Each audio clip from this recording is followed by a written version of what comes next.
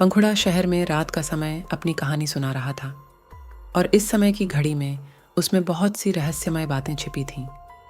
वहाँ एक पुराना बाजार था जिसे लोग भूत बाजार कहते थे।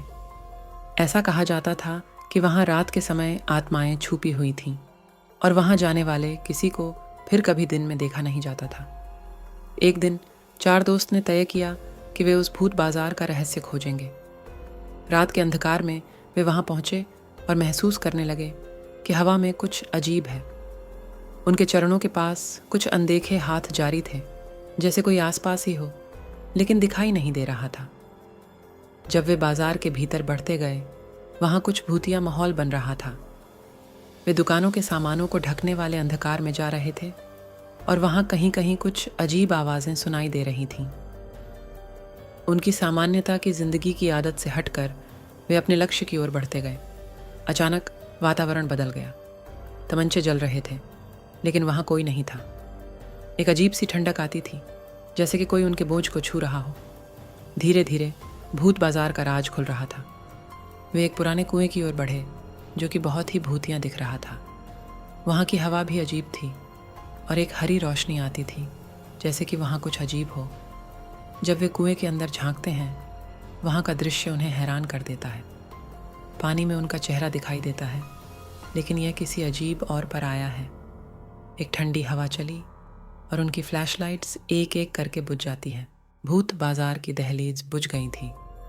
भूले हुए स्टॉल्स फिर से सामने आ रहे थे और भूतिया वरवैया कर रहे थे, जो अपने दैहिक लेन देन में व्यस्त थे।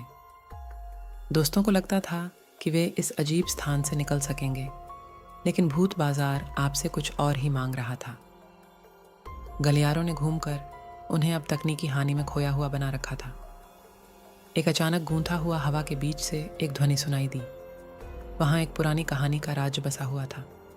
वे समझ गए कि भूत बाजार एक अद्भुत और अत्यंत शक्तिशाली जगह थी, जहाँ आबादी नहीं बल्कि आत्माएं और भूतों की दुनिया थी, जिसे सीधे तौर पर अंधेवास कहा जा सकता था।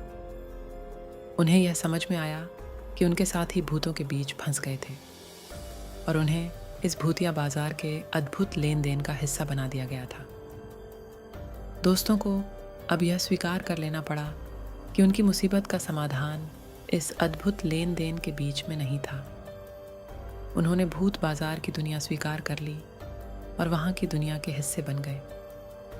उनके साथ ही भूतों ने उन्हें बाजार के व्यापारिक गतिविधियों में शामिल किया और वे सदैव के लिए उस शापित बाजार के साथी बन गए, जिसमें वे अद्भुत सौदों और व्यापार का हिस्सा बन गए। उन्हें यह अब तकीफ के साथ स्वीकार किया गया था और वे अब अपनी अद्वितीय जीवन शैली में आत्मा के साथ जड़ चुके